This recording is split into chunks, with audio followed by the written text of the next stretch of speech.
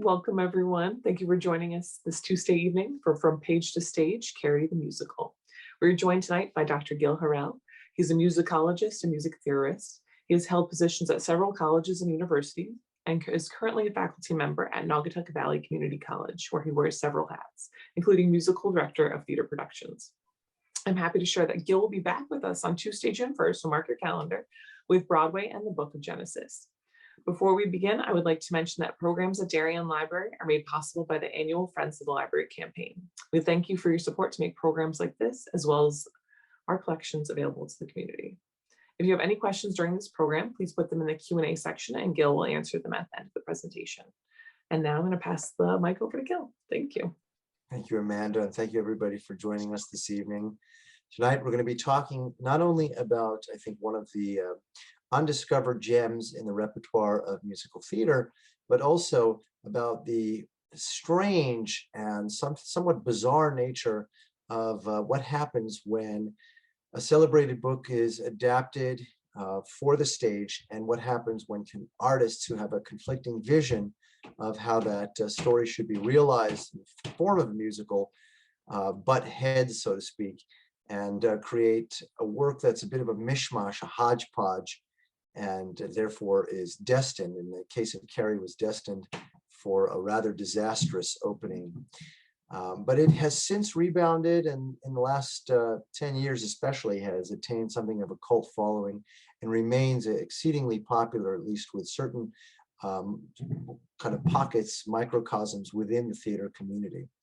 So we're going to be talking about Carrie, and I would suggest that probably most of the folks on this call are familiar with the story of Carrie. It's been touted as one of the iconic horror novels of the 20th century, written by someone who needs no introduction, Stephen King, whose name is synonymous with horror stories, and who was working, toiling away, one might say, as what he describes as an underpaid teacher. Some would argue perhaps that that's a redundant phrase, but nonetheless, he was working as an English teacher in Maine, and he was writing what became his first big story, Carrie. And it took him a while, and with some encouragement from his wife, Tabitha, he would eventually finish the story and send it off to various publishers. And it was, the rights were purchased, and it was made into a novel that would be sold and distributed. And I think Stephen King was shocked by the popularity of this novel, that it sold, I guess we would say, like hotcakes, and made him very wealthy, really overnight, essentially. So much so that he was able to quit his job as, you guessed it, an underpaid English teacher in Maine. The story of Carrie is set in Maine, and it features some recurring tropes which we see in King's works, and which I think are emblematic of the era during which it was written. I'll get into that a little bit later on in the program, but it's worth emphasizing just at this point that we're dealing with a book, that is to say, a story, which resonated very deeply with American readers. Now that's important to emphasize, because remember what I said, Carrie the musical was initially a flop, but we know that the source material is popular. So what does that suggest to us? Well, the obvious implication is that perhaps the music wasn't very good. The music was written by a composer named Michael Gore, and I can tell you that, at least in this speaker's opinion, the music is quite good. So therefore, it invites further questioning.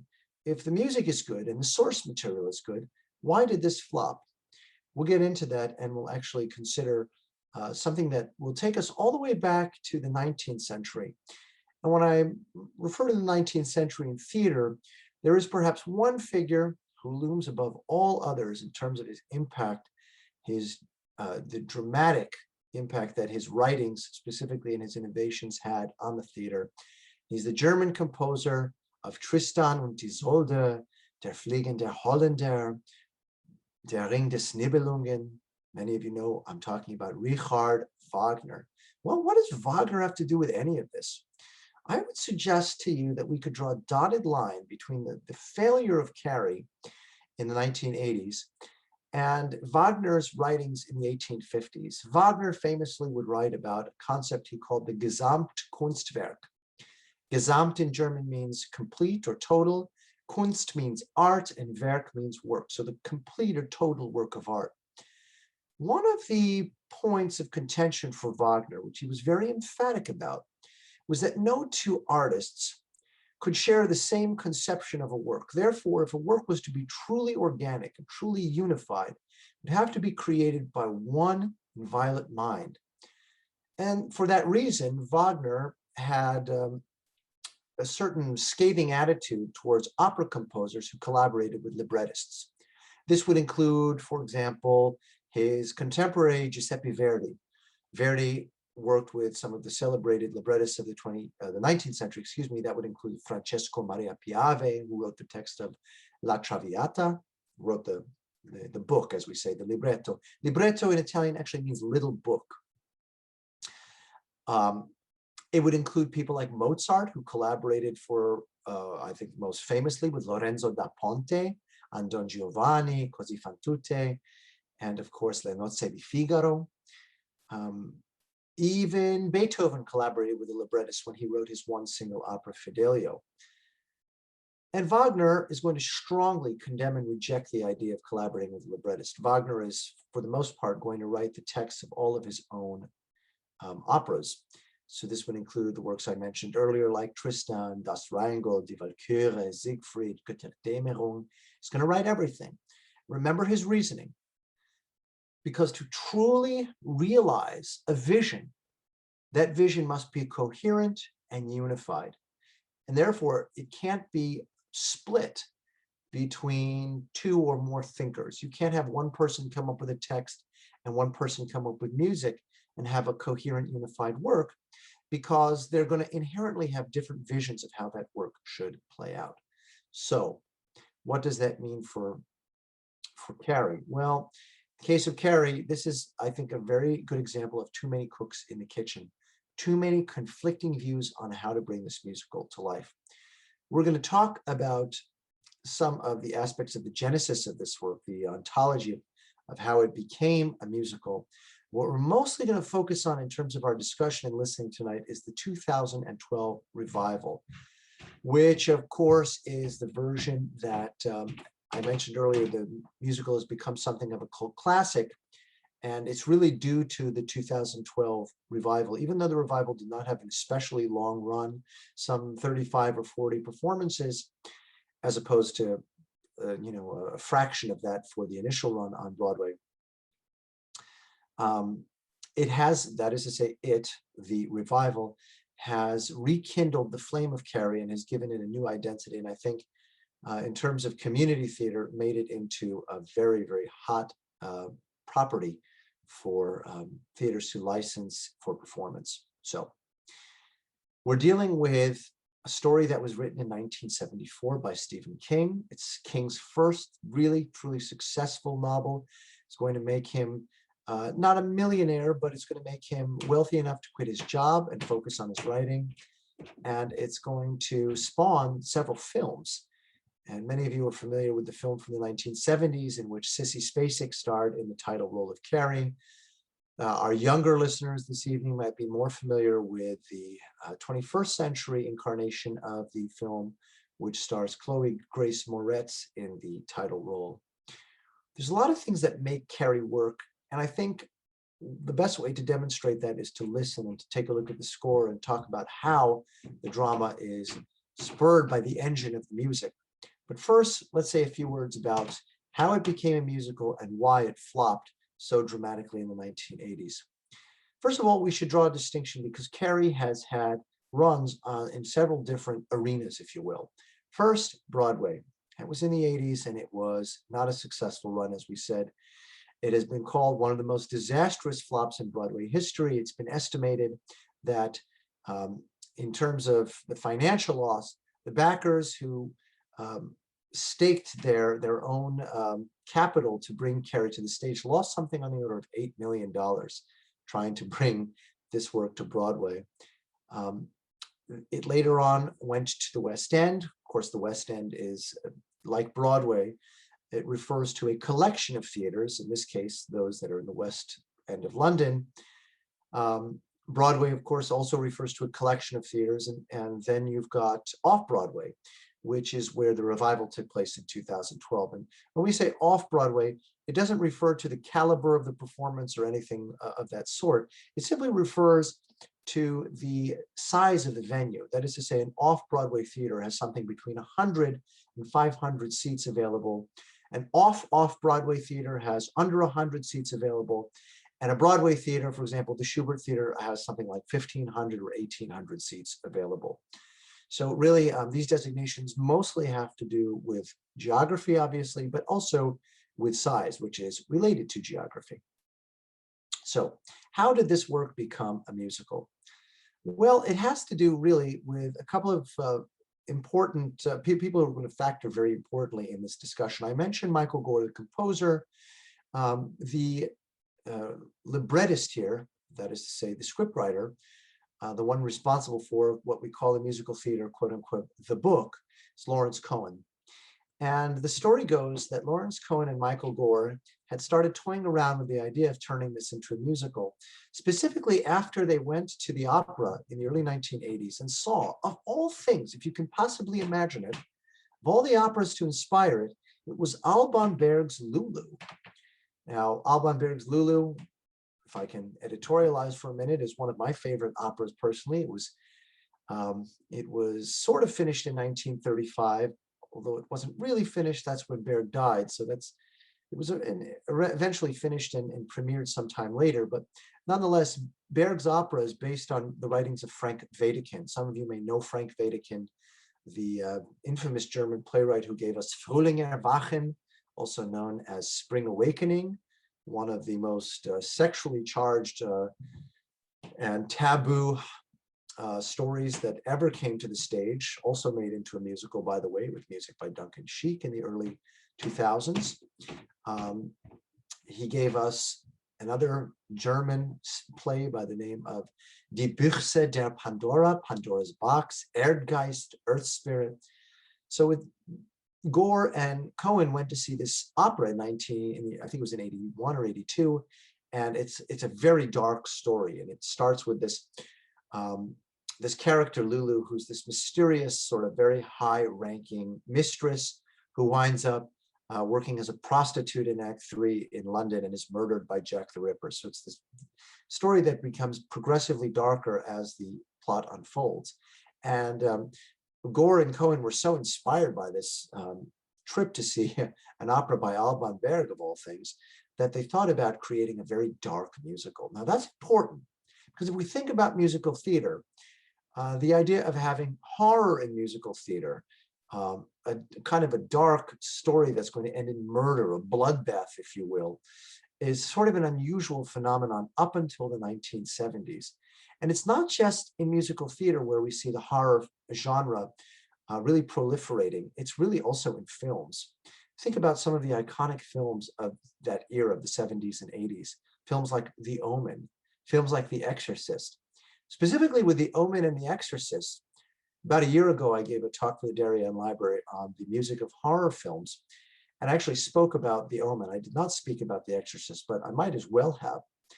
One of the common threads that runs through movies like The Omen and The Exorcist, but also other films like Constantine with Keanu Reeves, The Ninth Gate with Johnny Depp, The Exorcism of Emily Rose, The Witch from 2015.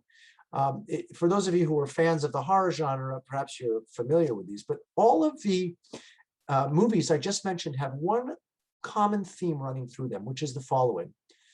They're horror films that present horror through the prism of religion, and specifically Christianity, and sometimes even more specifically, the Catholic Church. And that's going to be something that's also going to factor very prominently in Carrie, and something I think that's going to, if anything, make the music more compelling. Think about it, The Exorcist, The Omen.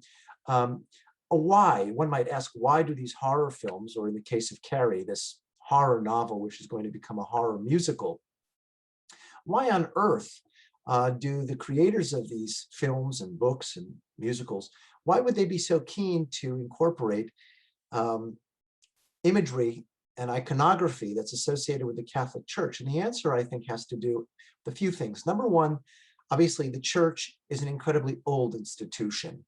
It goes back nearly 2 millennia.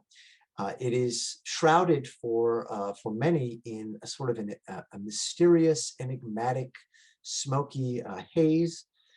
That is to say, various societies and communities living in cloistered monasteries and convents. And you can see how this would really appeal to the imagination. In the case of Carrie, one of the reasons that the book was banned is because of its admittedly very negative depiction of religion. That is to say, in Carrie, the most saliently religious character is Carrie's mother, Margaret White, and she is depicted as a lunatic. There is almost nothing redeeming about Margaret, although we'll see that in the musical, she's far more redeeming than she is in either the book, which is the source material, or in the films, for example, the 1976 film with Sissy Spacek. The music tries to humanize her a little bit, but only in the sense that it gives her a very tender song to sing towards the end of Act 2.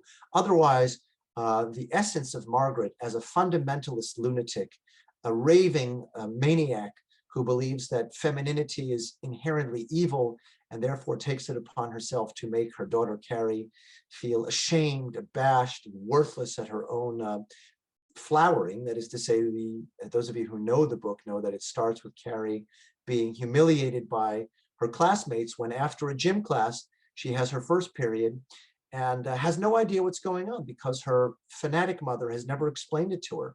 And so she thinks she's dying, and the gym teacher has to sort of take her aside and explain to her that it's okay. We're going to see how Michael Gore and Lawrence Cohen treat that opening scene in the musical. I think it's very deftly handled in what has to be one of the most compelling opening numbers of really any musical from that era. So we said too many cooks in the kitchen. What did I mean by that? Well, I said that Lawrence Cohen and Michael Gore go to see Alban Berg's Lulu, and they've got this idea that they're going to turn Carrie into a musical. And they begin to talk with people who are, as we might say, big machers within the community of Broadway producers and choreographers and the like. One of the people that they tried to get on board, incidentally, was Bob Fosse. Some of you may remember that name because in my last program on Pippin, I mentioned Bob Fosse. I would suggest probably one of the most important choreographers of the 20th century, worked not only on Pippin, but other award-winning musicals like Chicago and The Pajama Game. And essentially, he wanted to turn Carrie into a work that would be driven by dance. And this was just at odds with the vision that the initial creators had. So Fosse leaves the project. They would then meet up with various other figures within the community of musical theater. One person who's on the list, Friedrich Kurz, a German producer who was probably at that point most famous for staging Cats in Hamburg and had been working with Andrew Lloyd Webber on what was then a new musical, Starlight Express. At any rate, Friedrich Kurz was initially involved in the project, and then he dropped out. Basically, when Cohen and Dean Pitchford, who was also involved in writing the lyrics, and Michael Gore, who wrote the music, when they would finally work with the various choreographers and costume designers and producers that they wound up working with, there were all sorts of conflicting opinions about how this musical should unfold. And it resulted in a disastrous premiere in the late 80s, a handful, that is to say, 5 or so performances before it closed. Now, this was an epic disaster. As I mentioned, a financial loss of some $8 million, but also artistically a calamity, something on the order of what Mozart experienced in 1786 when Le Nozze di Figaro, The Marriage of Figaro, was similarly panned by critics and was forced to close. And musical theater historians and scholars have kind of gone back and analyzed the impact of the critics on Carrie and how this scathing and sometimes rancorous reviews by the critics, how these reviews really torpedoed this piece before it ever had a chance to get off the ground. So we're not really going to talk more about the 1988 version. We're now going to skip to the 2012 revival. And many of you who are familiar with my style of presentation, I like to dive into the score. So let me just remind those of you who haven't been with us yet that whenever we look at a score, we shouldn't be daunted if we don't read music. And that's especially true of a musical theater score, because anytime we have lyrics, even if you don't read music, you'll always be able to follow the score. And even if you don't read music, you can still follow the contour of the various melodies and harmonies and accompaniments and figurations that we see in the shape of these arcane and esoteric symbols, which make so much sense to the very slim percentage of the population that actually reads music. So in sharing this, I am not suggesting by any stretch of the imagination that you have to read music to be able to enjoy this score. All right, let's start the story. For those who know Carrie, you know that it begins being narrated by Sue Snell. Now, Sue is a character who survives the events that are about to be related to us. And so the exposition of this story is framed the way that I would say quite a few, perhaps many stories are framed in television and film and even on stage, which is to say from a police interrogation scenario or room where one character is being interrogated by the police and giving the investigators information, which plays back in the form of a flashback. So Sue is going to narrate this. And one of the things that makes Carrie really work, I think, is because that it takes place in a high school. And that's important, right? Because there's a certain amount of drama and controversy and this sort of lightning rod of emotions and polarizing characters that seems to fit this idiom, that is to say, the idiom of the high school drama. So the action mostly takes place in school, although I would suggest that a few critical scenes take place at the White household. That's Carrie's surname. So we're going to look first at the song that begins the musical. It's called In. And what Dean Pitchford and Lawrence Cohen and Michael Gore, who are sort of the triumvirate that created this musical, what they came up with for the opening is that we would meet the various characters in the story as Sue is narrating, bringing us back to what is presumably their senior year of high school, where they are struggling to fit in. Everyone is struggling to find their place in this community of students who come from various socioeconomic backgrounds. Some of, you've got the spoiled, rotten, arrogant would-be prom queen in the form of Chris Hargensen. You've got her dastardly and mischievous boyfriend, whose name is Billy. You've got Sue, who's sort of sweet and remorseful when the other students tease Carrie. You've got Tommy Ross, who's sort of this high school, handsome jock character, who's also like Sue. He's sort of more scrupulous and maybe perhaps a bit more contrite when the other students make fun of Carrie. And then you've got Carrie herself, who is this shy girl.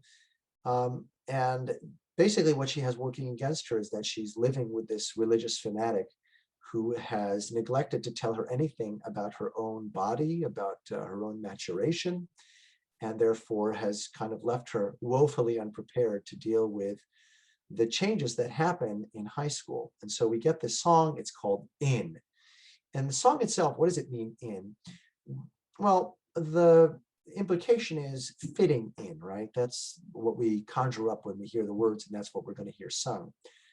The music is going to tell a large part of this story. The music is going to be not only in a minor key.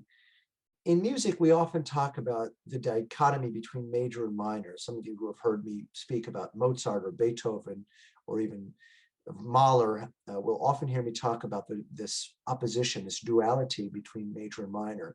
But actually, there are many more shades on this scale of brightness that we sometimes refer to. So in Carrie, not only are we in a minor key, we're in a really deeply sort of minor key, filled with dissonances, and it creates a sense of imminent danger, urgency, even cataclysm, doom. And we know that that's what's going to befall nearly every character in the story. If you're wondering how is this achieved, let's take a look at the score and I can show you. This is achieved by use of what is called in music a tonic pedal. And what that means is that we have this low note here. And if you notice, this low note, which is in E, is just sustained throughout. Do you see how it doesn't move? Here it is, E. hold, E, E, E, E. Now, some of you are thinking, what does it matter if it's E? It doesn't matter that it's an E. What matters is that whatever note starts the piece is going to have primacy. And this note sticks around even as the chords above it change. What that does is it creates something that is both familiar and anchoring, but also, because of the way the dissonances work against that sustained tone, can make us feel profoundly uneasy. And therefore, it is a really effective way to begin the musical. It should be worth pointing out that Michael Gore is not the first composer to use the tonic pedal exactly in this fashion. Not that I'm comparing Carrie to Bach, but for those of you who remember my program in March on St. John Passion, I mentioned that Bach begins the Passion in the same way, with a tonic pedal, a G that sustains in the bass and also allows the composer to create striking dissonances. So you can see here the prompt. This is the conductor score, so we get the cue. Remember, Sue is being interrogated by the investigators who are investigating the disaster that killed all of the students in the high school. And Sue says, what you need to understand is we were just kids, cue the music, trying to do our best. Let's listen to the opening number of Carrie. This is called In.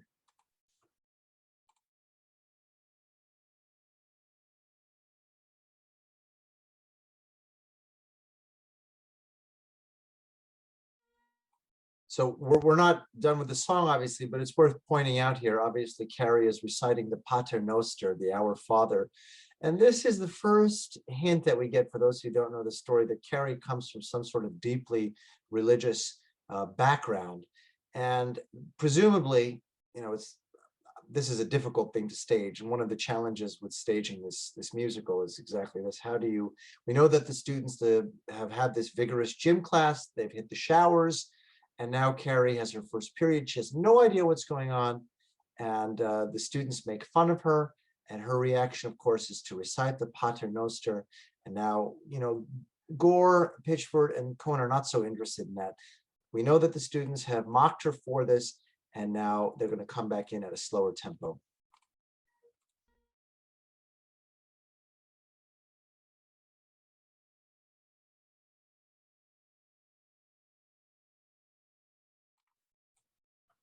An exceptionally dark ending here. Some music theorists would look at that and see all these F naturals landing on E. It gives it the flavor of the Phrygian mode. So I talked about how music can exist in different shades than simply, bright and dark, should be major and minor. Here we've got elements that really make it sound perhaps darker than the traditional minor mode.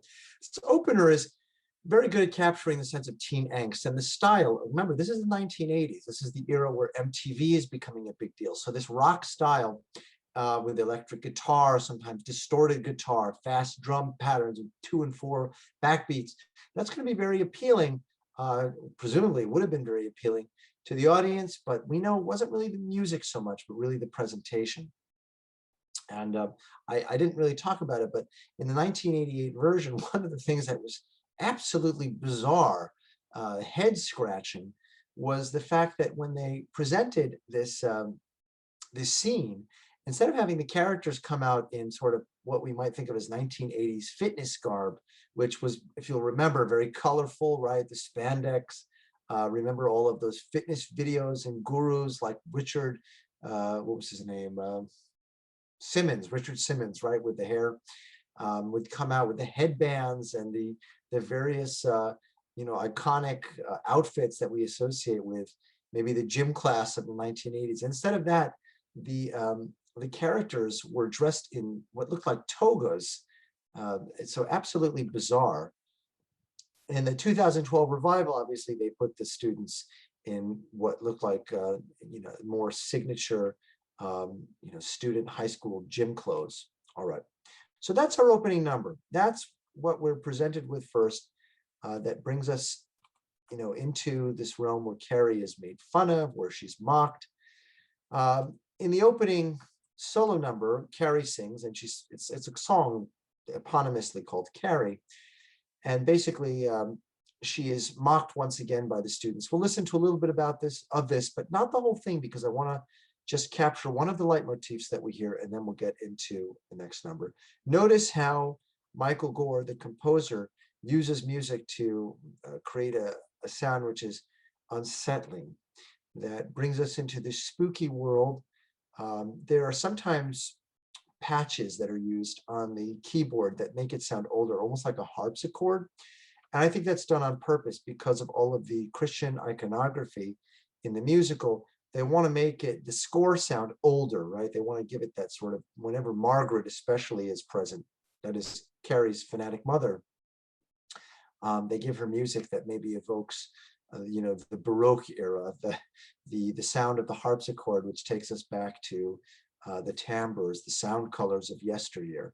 At any rate, here is Carrie, the first solo song sung by, well, Carrie.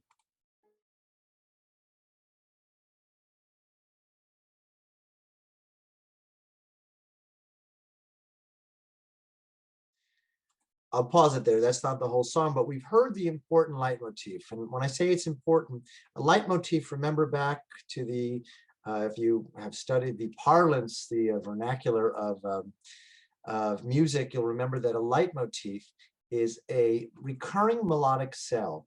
The one we just heard is going to come back at the end of tonight's program in dramatic fashion, along with some other leitmotifs that we have yet to listen to.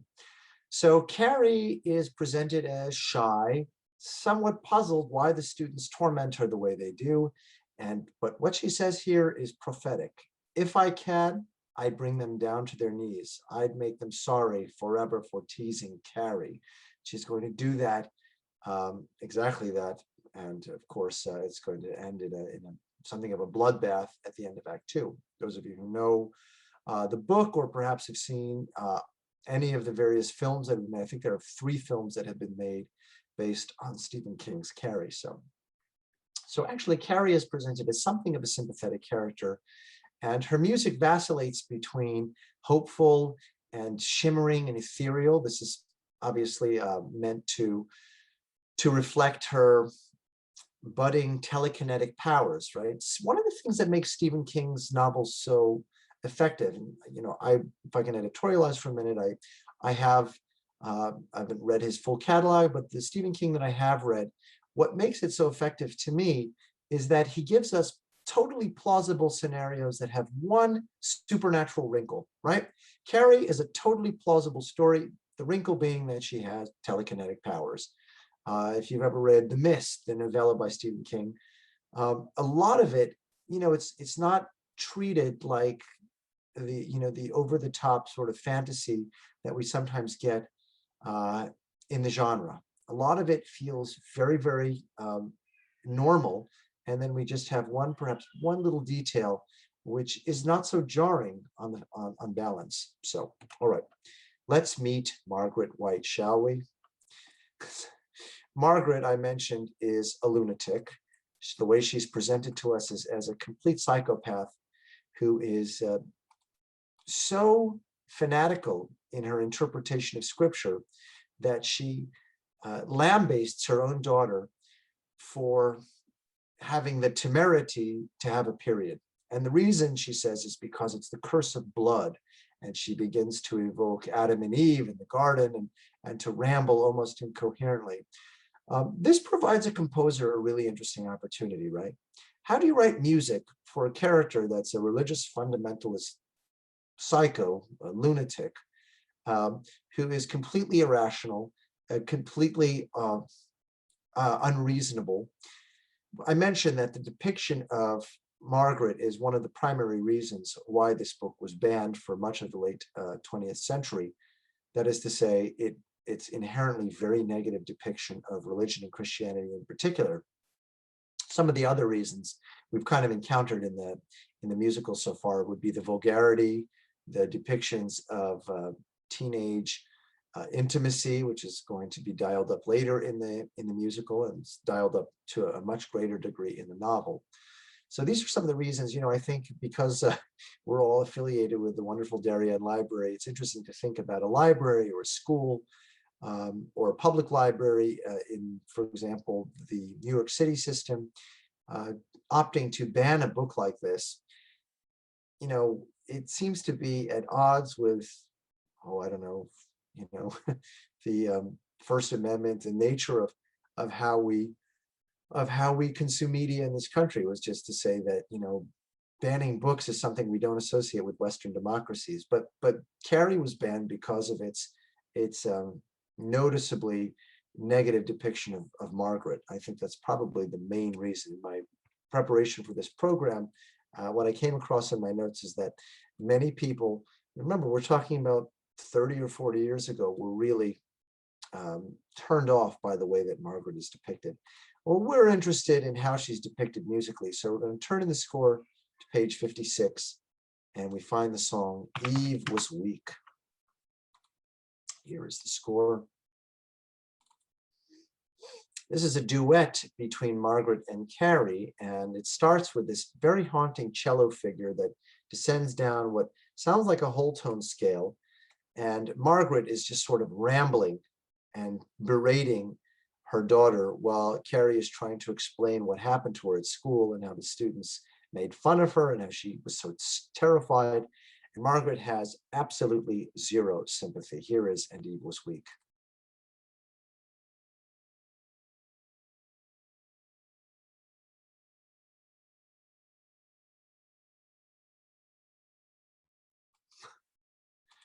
What do we think of Margaret White? Well, I think I described her as a lunatic, and this is a wonderful example of how the music can be used to imbue the character with exactly the sort of features, that is to say musical features, we might expect of someone so unstable, so unhinged, so violent in her impulses, and somewhat almost bordering on sadistic in the way she treats her daughter. She describes her as sinful, and that she's going to burn in damnation, and that fire and the brimstone shall be upon her, and the raven was loosed upon the world, and the name of the raven was sin. It has this rambling, almost incoherent quality, but it's worth pointing out that, Stephen King, in creating this character of Margaret White, this is a trope that we see in films of the 1970s and into the 80s, especially in the horror genre, that religion and horror are intertwined in so many cases. And I gave some examples. Constantine with Keanu Reeves, which is actually a fairly good movie. The Wicker Man, for those who've seen, The Conjuring, The Omen, very famous one from the mid-70s, Rosemary's Baby.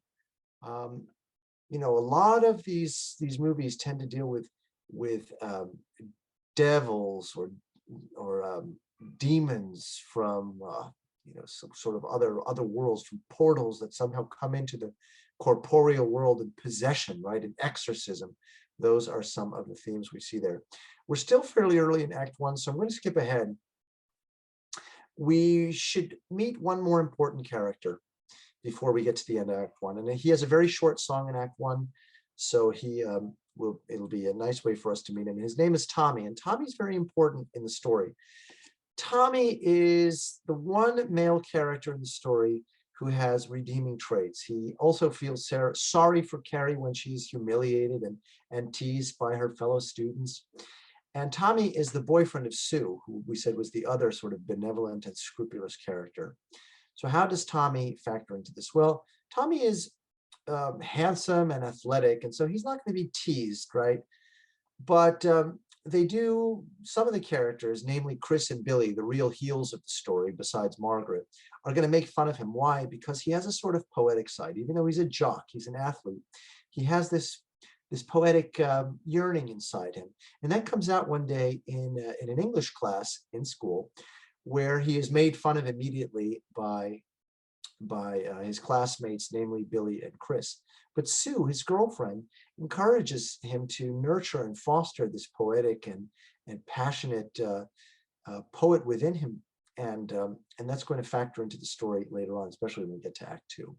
So Tommy, an altogether favorable character, the only male favorable character really in the entire musical. All the other males are somewhere on the spectrum between downright sinister or obnoxious. On the bright side, you've got obnoxious, and on the dark side, you've got truly evil, which is Billy. Although even Billy seems to experience a scintilla of remorse in the second act. So we meet Tommy, and he's important because he's going to be a main player in Act Two. So let's meet him and listen to his only number. That's a solo, and this is called Dreamer in Disguise. This is Billy singing about how, people perceive him to be this jock character, but really he has this other side to himself, which is, as we said, more poetic, more lyrical. And the way it's presented to us in the musical is that in an English class, he's asked to read his poem. And so instead of reading it, he sings it. So this is the character, again, Tommy Ross, and the name of the song is Dreamer in Disguise. And this is going to factor importantly in Act Two. Really, we're going through a number of leitmotifs, and we've heard Margaret's leitmotif, we heard Carrie's song, now we're going to hear Tommy's song. And I would suggest that those three characters are of paramount importance to the way that Act Two unfolds. Here is Dreamer in Disguise.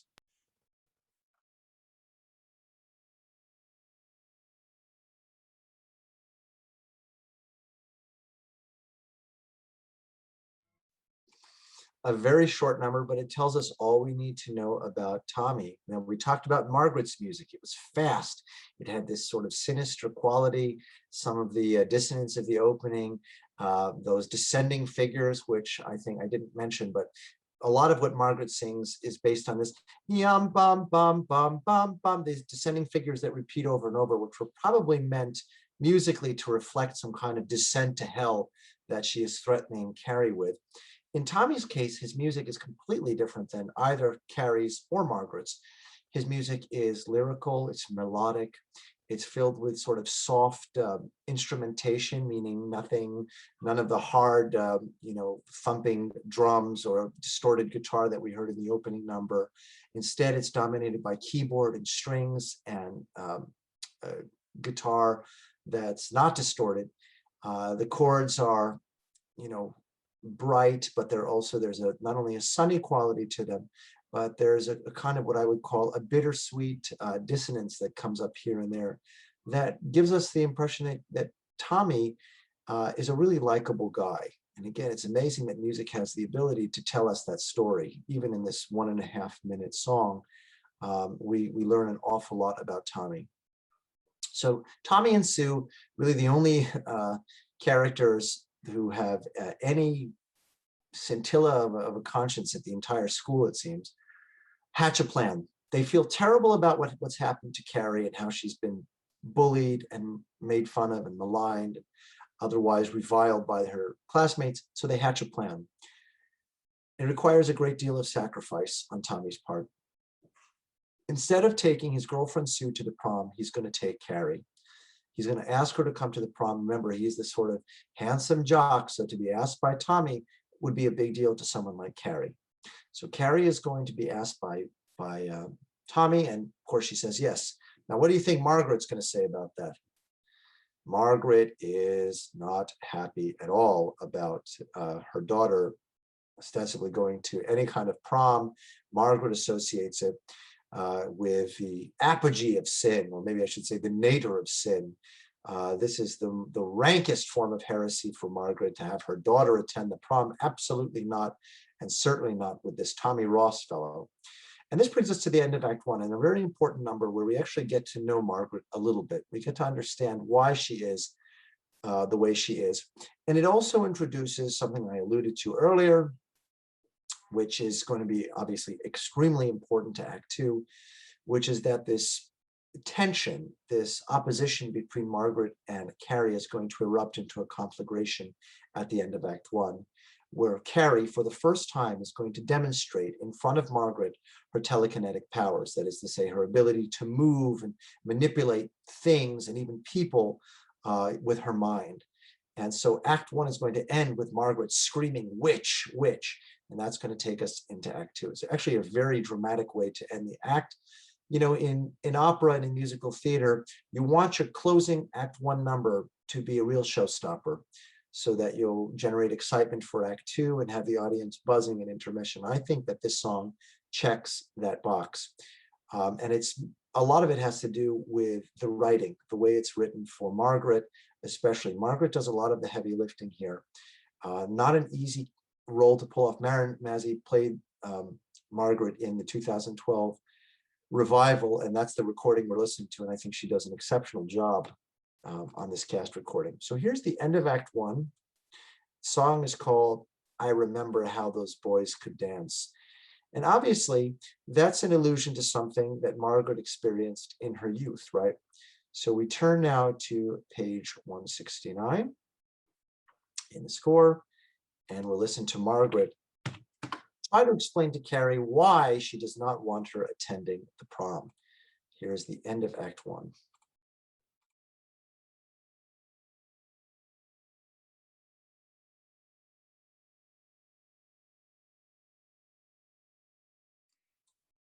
Perhaps some of you noticed the gongs that strike at the end. You'll notice that whenever Margaret sings in a musical, we often get the gong effects, which once again is meant to evoke her association with the church.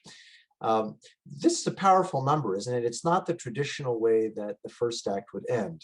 That is to say, typically in a musical and in an opera, to a lesser degree, it's conventional to bring out the entire company, that is to say, the full cast for a big ensemble number. In our last program, and in the previous one, when we talk about musicals like Sweeney Todd or Pippin for that matter, Act 1 tends to end with a big blockbuster chart. And Sweeney Todd is actually quite similar to this in that we get this duet there between Todd and Lovett. Here we get another duet, but the characters, instead of being on the same page like Todd and Lovett are in A Little Priest, here they're at antithetical stances vis-a-vis one another. So we come to an impasse. Carrie is standing up to her mother for the first time. She has demonstrated her powers of telekinesis. Margaret is convinced that she's possessed now, and she describes her as a witch. Carrie slams the window shut using her mind, and we fade to black, and we're ready for Act 2. Most of Act 2 is going to center around the prom. To really understand what's going on here, we just need to understand a few relationships. We know that Carrie is going to the prom with Tommy. Sue is staying home, which explains why she's the lone survivor who is narrating this story, as we saw in the opening number. Now we've got Billy and Chris to deal with. We haven't really met them yet. They have numbers in Act 1, but we're going to talk about how they factor into Act 2. Because of their cruelty, because of their rancorous, sinister treatment of Carrie, because of the lack of any contrition or remorse, Chris is sort of the mastermind. She's kind of describes herself as a daddy's girl who's spoiled and has whatever she wants, and she's pretty and popular. And because she's so awful to Carrie and so remorseless, she is banned from the prom. That's going to set up the cogs in motion. We'll only listen to 2 numbers from Act 2, but they're very, very powerful numbers. We know that prom is going to factor in in a major way, right? Those of you who are familiar with the book or familiar with the film, you know that the climax of this whole story takes us to the prom. And it's at the prom where Carrie shows up in a dress that she's made herself, just as she said she would to her mother in this last number of Act 1. She sort of turns heads. She's stunning. She's the proverbial peacock finally displaying her plumage. And she's going to win prom queen. But Billy and Chris, in one last nefarious, dastardly, and truly evil move, have contrived to ruin this moment for Carrie. They've killed a pig, collected its blood, and they're going to hide in the rafters of the gym where the prom dance is taking place, and they're going to pour out the blood on poor Carrie, right at the moment where she is crowned prom queen. And this is going to trigger a sort of psychotic break for her, where she looks around, she sees everyone laughing at her, and now she's going to use her powers of telekinesis to essentially set the school on fire and kill everyone inside. Remember, that's the only reason that Sue survives to tell the story, is that Sue is not there. In the book, the scope of destruction she wreaks upon her classmates is not limited to the school. She essentially burns down much of the town. I won't tell you how the plot ends. I think some of you perhaps know, but nonetheless, Carrie is crowned the queen of the prom, and we turn to the singing of the alma mater, which takes place immediately as she is crowned. Now, when she's crowned, one of the other students starts to try to get the attention of the principal and the teacher, whom we met earlier, Miss Gardner, and say, listen, Sue and Billy are up to something really awful. We need to, you need to stop this. Carrie is about to be humiliated. And they sort of ignore it. And then by the time they get to it, it's too late. So we're going to listen to the Alma Mater. And then that's going to take us right into what is one of the tour de force, again, a very short number, a tour de force song in the show, very difficult to sing in a way. And that is, it's called The Destruction. This is the moment where Carrie exacts vengeance on her classmates who have humiliated her and mocked her and laughed at her. So the contrast between the two songs is something that can really be appreciated. So I'm going to play them in sequence so we can really appreciate that. Here is Alma Mater into The Destruction. Towards the end of Act 2 now, here's the Alma Mater.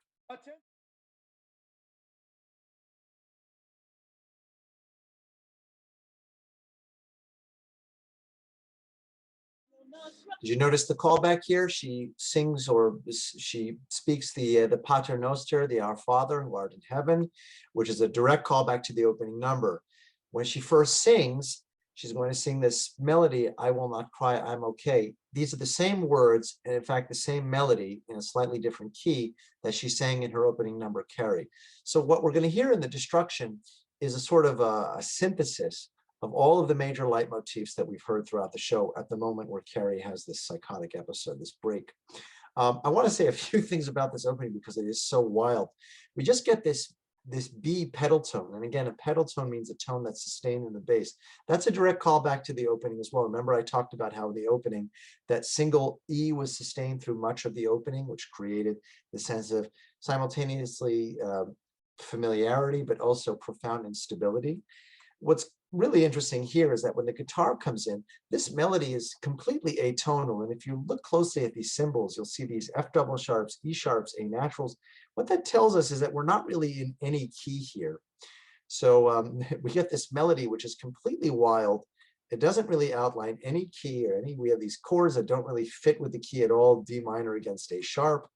And then finally, when Carrie sings the melody from her first solo song comes back. We're going to hear a couple of other leitmotifs that we've listened to this evening. See if you can spot them.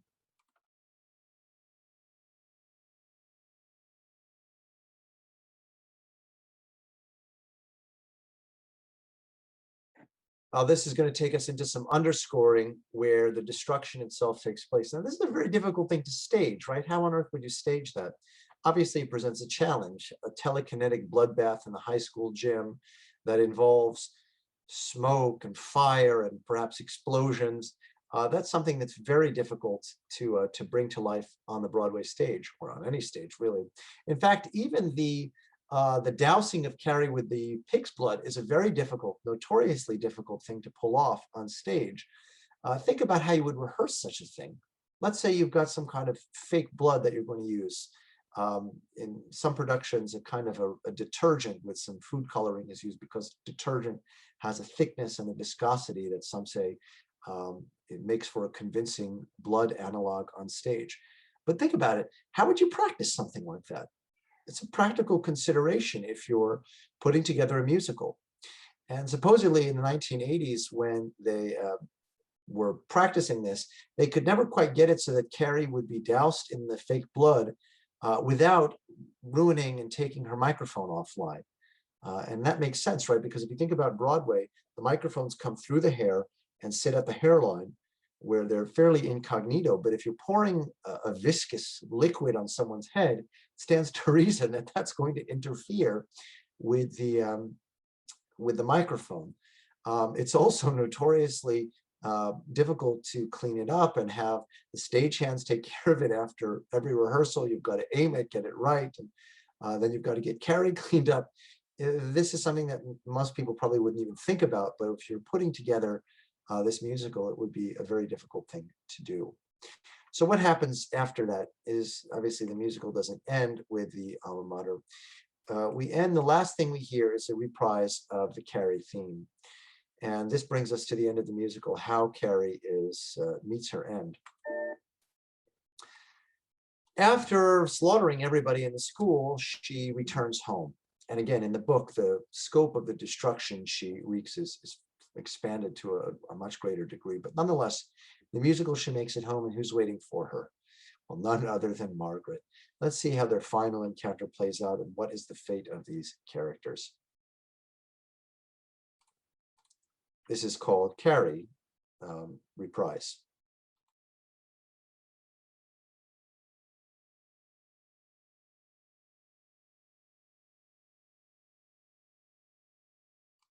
So we get this incredibly tender and sweet lyrical version of the Carrie song at the end. And what happens after that is that Margaret stabs Carrie, mortally wounding her. But before Carrie expires, she telekinetically kills her mother by stopping her heart. This is a really, really dark ending. And I think one of the other reasons that the musical perhaps did not get off to a very successful start. This would have been heady stuff, heavy stuff, and sort of a difficult ending to walk away from the theater feeling good about what you've just seen. It's dramatically effective, and it's true to the source material because that's how Stephen King's novel ends. But as a piece of musical theater, some would make the case that it's just a little bit too heavy and too dark. So you could see here how the creators of the show were really influenced by Alban Berg's Lulu, because Lulu ends in similar fashion with the sort of cycle of destruction and death being completed, and nearly every character that we've encountered in the entire course of the musical, or in the case of Lulu, the opera, has been murdered or died and met some misfortune. So nonetheless, I think what's clear about Carrie is though the initial staging in Broadway was a disaster. We've documented that, and the off-Broadway presentation in London, the West End presentation in London met a tepid and lukewarm response. The off-Broadway revival in 2012 met a much more enthusiastic and warmer response. So my own opinion as a director of community theater is that Carrie is going to remain popular, especially with younger audiences. And I hope it's sparked your curiosity here this evening. I want to thank the Darien Library for sponsoring this program, and I want to thank everybody for attending it. I hope you've enjoyed Carrie, learning about Carrie the musical. And I hope you'll join me in early June when we will take a look at Stephen Schwartz's Children of Eden. You know, when Stephen Schwartz, people think about Wicked, they think about Pippin, they think about The Baker's Wife and Godspell. But as far as I'm concerned, the crown jewel in his proverbial crown, the brightest feather in his plume, is Children of Eden, which is ironically perhaps his most overlooked musical from 1991. So I can't wait to talk to you about Children of Eden on June 1st, Amanda. Thank you so much for hosting this program. And the Darien Library, I can't wait to continue virtual programming. And when the time is right, and hopefully it's, whenever it happens, the time will be right when it happens. We'll be back in person. So thank you, everybody. Thank you, Amanda. Thank you so much. We appreciate everything that you always offer to us. I'm curious how the musical version of Carrie, how the end scene with her mom, how they interpreted that on stage. Yeah, so what you'd normally have is that Margaret will hug Carrie and sing the lullaby.